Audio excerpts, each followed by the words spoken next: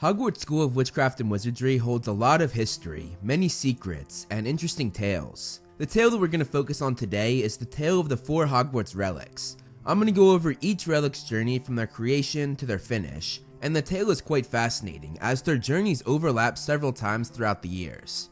Before we start, I'm trying to grow my footprint on other social medias besides just YouTube, so it would be awesome if you guys could follow me on Twitter and Instagram. I tweet about your favorite fandoms like Harry Potter, Avatar, Star Wars, Marvel, Hunger Games, and so much more. And you can see behind the scenes movie flame stuff on Instagram, and just some of my personal life like my dog Loki, who is the cutest dog in the world, and just some fun posts on both platforms. All of my social media platforms as well as my Patreon are linked below for easy access. If you want, give me a follow. If not, that's totally fine. So now, let's get the video started. Let's start with each of their creation. The story actually begins with the beginning of Hogwarts itself in the late Middle Ages. It was founded by 4 people: Godric Gryffindor, Helga Hufflepuff, Rowena Ravenclaw, and Salazar Slytherin. After founding Hogwarts, each of them came up with a magical item that was made specifically for their name and their house. For the Sword of Gryffindor, Godric had goblins make it because they were the most skilled metalworkers in the entire magical world, and because it was made by goblins, the sword was therefore enchanted. One specific power the enchanted sword had was that it became stronger the more it was used, because it took in anything that pierced its metal, whether it be poison, certain spells that hit it, or whatever else it could encounter. The goblin that fashioned it was named Ragnarok, who was the most skilled metalworker out of all of the goblins, basically meaning that he was the best metalworker in the entire world. In goblin culture, the finest of the goblin silversmiths was automatically the king, meaning Ragnarok ruled over all of the goblins, and this granted him a fair bit of power. Ragnarok fashioned the sword from pure silver, and it was inset with rubies. Gryffindor also had Ragnarok engrave his name in the hilt. It was perfectly made to all of Gryffindor's specifications. Ragnarok thought it was his finest work, and he was sort of reluctant to hand the sword over to Gryffindor, but nevertheless he did. However, he would later come to regret this, and he told all of the goblins that Gryffindor had stolen the sword from him. Using his power as king, he sent some of his minions to steal the sword back. When Gryffindor was approached by these goblin minions, he defeated them with his wand, but he did not kill his attackers. Instead, he sent them back to their king, bewitched to deliver a threat that if Ragnarok ever tried to steal from Gryffindor again, Gryffindor would use his sword to kill them all. The Goblin King took this threat seriously, and he left Gryffindor in possession of what he felt was his rightful property. However, the King of Goblins ended up being resentful of Gryffindor until the day he died. These events were the foundation for the false legend of Gryffindor's theft, something that was still believed by the Goblin community even around Harry's time. Things were made even worse because to goblins, they believe that even if they make an item for a witch or wizard, that witch or wizard is merely borrowing it, and once they die, they are to give it back to the goblins. However, when Gryffindor died, the sword disappeared and only reappeared to a true Gryffindor, something that meant it stayed with witches and wizards and was never in the grasp of any goblins, at least not yet. While the Sword of Gryffindor was made by goblins, Slytherin's locket was actually made by Salazar Slytherin himself while at Hogwarts School of Witchcraft and Wizardry. When he made it, he enchanted it so that only a Parselmouth being somebody that can speak the language of snakes' Parseltongue, could open it. This was a rare ability, and over the years, Parseltongue was pretty much only spoken by those that were descendants of Slytherin himself. So just like the Sword of Gryffindor that only presents itself to a true Gryffindor, Slytherin's locket sort of has the same idea, as only a true descendant of Slytherin could have access to his locket. As for the creation of Ravenclaw's diadem, it was just a normal everyday object, but Rowena Ravenclaw, being a very skilled witch, enchanted the item herself. She charmed the object to make it so whoever wore it would have an increase in intelligence and it would make them much wiser. And finally, the creation of Hufflepuff's cup. Like Slytherin, Hufflepuff also created her own relic. It was described as being a shiny golden cup with 2 finely wrought handles on either side and a badger engraved on its surface. It contained many magical powers, though unlike the other relics, these powers were kept a secret, and almost nobody besides Hufflepuff herself and a few others knew what they were or how to spark the cup's powers. Helga Hufflepuff was well known for creating the kitchen and the Great Hall in Hogwarts where students would eat, as she was very gifted with food-related charms. She was also the one to hire house elves, who for the rest of time were the cooks for Hogwarts, and the cup happened to be one of the very first dining utensils. The house elves were among the very few who knew about the cup's powers, and the cup actually assisted the house elves in transporting the food from down in the kitchens to up on the tables in the Great Hall. So what happened to the 4 relics after the 4 founders died? I already explained that the Sword of Gryffindor disappeared after Godric died and would only present itself to true Gryffindors. It presented itself to many Gryffindor students over the next 1,000 years, oftentimes coming to them in their time of need or when they were in great danger. When Slytherin died, his locket was passed down in his family line, going from ancestor to ancestor for the next 1,000 years, and as was Hufflepuff's cup. Both of these relics stayed in their rightful families, and most witches and wizards that got them kept this sort of hushed up, not wanting anybody to try and steal their precious family heirloom. Ravenclaw's diadem had a bit of a different path, however. The diadem was lost before Rowena even died, which made the relic take on the name the Lost Diadem. This was the work of Rowena Ravenclaw's own daughter, Helena Ravenclaw. Helena deeply envied the attention her mother received, and she stole the diadem for 2 reasons. 1, to spite her mother, and 2, to use the diadem's power to make herself more intelligent and wiser, desperately hoping that this would give her a leg up on her mother.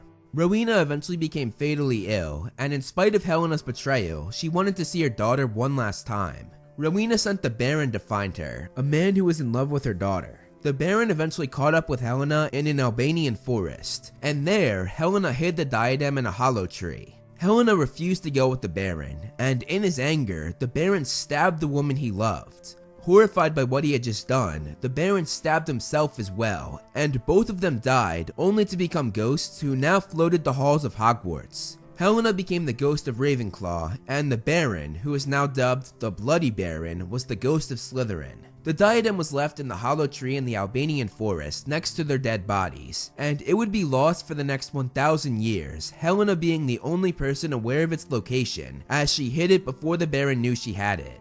Slytherin's locket eventually made it to one of Slytherin's descendants named Marvolo Gaunt. Marvolo, a horrid man with a terrible temper and a violent streak, had 2 kids, Merope and Morphin Gaunt. Merope was in love with a muggle boy who lived down the road named Tom Riddle, and when Marvolo and Morphin got themselves arrested and sent to Azkaban, Merope used a love potion on the muggle boy, and while Tom was under the love potion, Merope became pregnant. She stopped giving Tom the love potions, hopeful that he would still love her even without it, but as soon as she stopped, he came to his senses and left Merope alone and pregnant with their son. Now desperate for money, Merope took Slytherin's locket, and not knowing what it was or its true value, she sold it to a shop called Borgin & Burke for very little money. Merope gave birth to her son, Tom Riddle Jr., and she died in the orphanage where her son would grow up 1 hour later. This boy was none other than Lord Voldemort himself, someone whose future would make all 4 of the Hogwarts relics come together. But before we get to that, let's go over where Hufflepuff's cup is at this point. It was now in possession of Hepzibah Smith, a direct descendant of Hufflepuff. Shortly after Merope sold the locket at Borgin & Burke, Hepzibah saw the locket in the shop and knew she had to buy it. She spent a fair amount of money, but she thought it was worth it because now she owned 2 of the 4 Hogwarts relics. Going forward about 18 years, Hepzibah, still a loyal customer at Borgin & Burke, was taken by one of its employees, Tom Riddle Jr. Tom used his charm to sell her many things, and one day she wanted to impress this young man that she was so taken by. She showed Tom her 2 most valuable possessions, Hufflepuff's cup and Slytherin's locket. What she didn't know was that Tom Riddle was pure evil. After seeing these items, one of which he felt was rightfully his because he was a descendant of Slytherin and actually his true heir, having opened the Chamber of Secrets at Hogwarts, he came back a few days later, killed Hepzibah, and stole the locket and the cup. Tom, or Voldemort, was in the process of making horcruxes. He would rip apart his soul by murdering and place part of his soul in an object, meaning if his true body was killed, he would live through his horcruxes. He used Hepzibah's death to make the horcrux that went inside the cup, something that was interesting because he used Hufflepuff's own descendant to make a horcrux inside of Hufflepuff's own relic. Voldemort then used another murder that was far less meaningful to make Slytherin's locket a horcrux as well. During his time at school, Tom had also charmed Helena Ravenclaw, the now ghost of Ravenclaw House. He was so skilled at manipulation and charming people that he was able to get the truth out of Helena after nobody even came close to doing this over the past 1,000 years. She told him it was hidden in a hollow tree in a forest in Albania, and after graduating, Voldemort went to that forest and found the lost diadem. After finding it, he made the diadem a horcrux as well, meaning that 3 of the 4 Hogwarts relics were now tainted with murder and dark magic. Voldemort hid these relics, hiding the locket in a cave right off the water at a place where he had gone as a kid. He put many enchantments around it and made it extremely difficult to get to it. He used a house elf named Creature that belonged to one of his Death Eaters named Regulus Black to test his enchantments. Creature went through the obstacles, and now knowing how to get through, Regulus betrayed his master and used Creature to get to the locket. However, he was forced to give his life, and he entrusted Creature with the locket and told him to destroy it. Creature was never able to do this, however. As for Ravenclaw's diadem, Voldemort hid this in Hogwarts Castle, the very place where it was created 1,000 years before. He hid the diadem in the Room of Requirement, a room that many Hogwarts students, teachers, and even headmasters never knew about. Voldemort held on to Hufflepuff's cup for a few years until he entrusted one of his most loyal followers named Bellatrix Lestrange. He had her hide the cup in her family vault in Gringotts Bank, which was one of the best guarded vaults in the entire bank. The Sword of Gryffindor eventually presented itself to Harry Potter during his second year at Hogwarts. Because he was a true Gryffindor and a Gryffindor that was in need of a weapon, the sword appeared to him inside the sorting hat. Something that is quite interesting because the sorting hat was actually created by Gryffindor himself. So the fact that Gryffindor's own sword presented itself inside of something that Gryffindor magically made is quite fascinating. Harry used the sword to kill the basilisk that lived in the Chamber of Secrets, and because the sword was able to take in whatever touched its steel, it took in the basilisk venom, which happened to be one of the few things that could destroy a horcrux. The sword lived in Dumbledore's office for the next 4 to 5 years, and when Dumbledore began finding Voldemort's horcruxes, he used the sword and the basilisk venom that the sword had taken in to destroy the first one of Voldemort's horcruxes, though so far, the 3 Hogwarts relics that had been turned into horcruxes were still out there. The locket was eventually stolen from Creature by Mundungus Fletcher, who then had it taken from him by Dolores Umbridge, who then had it stolen from her by Harry, Ron, and Hermione when they broke into the Ministry of Magic. When Dumbledore died, he put in his will that he wanted the sword to go to Harry, but Rufus Scrimgeour, the Minister of Magic, said that it was not Dumbledore's to give away, as it was a school heirloom, not his personal property.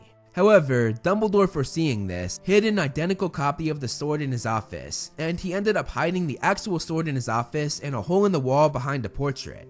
Severus Snape, the new headmaster, ended up giving the fake sword to Voldemort, and Voldemort hid the fake sword, which he thought was the real one, in Bellatrix Lestrange's vault to go along with Hufflepuff's cup.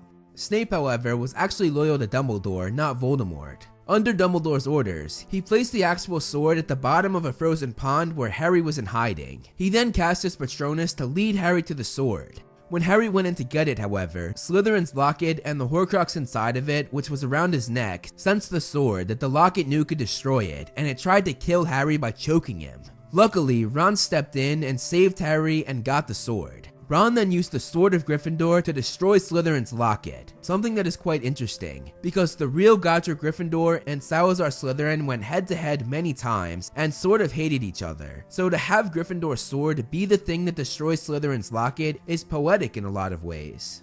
Harry, Ron, and Hermione eventually found themselves teamed up with a goblin named Griphook.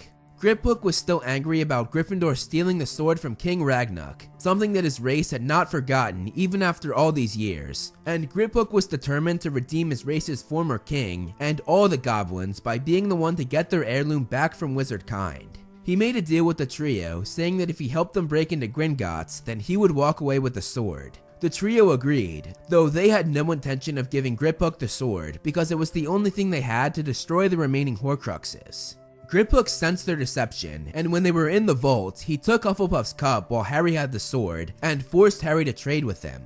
Griphook basically left them for dead, saying he promised to get them in, but he didn't say anything about getting them out. Luckily, the trio escaped with the cup, and they made their way to Hogwarts. In the movie, Griphook was among the goblins that were slaughtered at the hand of a furious Voldemort after Voldemort found out that Harry had stolen his horcrux inside of Hufflepuff's cup. We then see the sword disappear, as Griphook was no Gryffindor, and he was certainly not worthy of the weapon. During the Battle of Hogwarts, Ron and Hermione went down to the Chamber of Secrets and used a basilisk fang to destroy Hufflepuff's cup and the horcrux inside of it. Meanwhile, Harry discovered Ravenclaw's diadem in the Room of Requirement where Voldemort had hidden the object. During a fight in the room, the diadem and the horcrux inside of it were destroyed by fiend fire, another one of the few things that can destroy a horcrux. And thus, 3 of the 4 Hogwarts relics were now destroyed. The only one remaining was the Sword of Gryffindor, which was still gone after disappearing from Griphook's hands. Toward the end of the Battle of Hogwarts, Neville Longbottom, a true Gryffindor, was presented with the sword, and it once again came out of the sorting hat. Neville used the sword to kill Nagini, Voldemort's final horcrux, and the sword, along with Neville, essentially brought about the end of the Second Wizarding War, because after it killed the snake, it allowed Harry to kill Voldemort once and for all, the very man that tainted 3 out of the 4 relics with dark magic for his own personal gain. The sword stayed in the possession of Neville for a while. It's unknown for how long, but eventually the sword would disappear and would present itself to another worthy Gryffindor in need. And being the last relic, it would continue to do this for the rest of time. Thank you so much for watching, guys. You can follow me on social media to see more of my personal life and more of this little dude. If you like this video, hit that like button and subscribe. I want to give a huge shout out to all my patrons listed below. If you want to be featured on the next video, plus get a bunch of other rewards, become a patron today. Again, thank you so much for watching, and look out for more great Movie Flame videos on the way.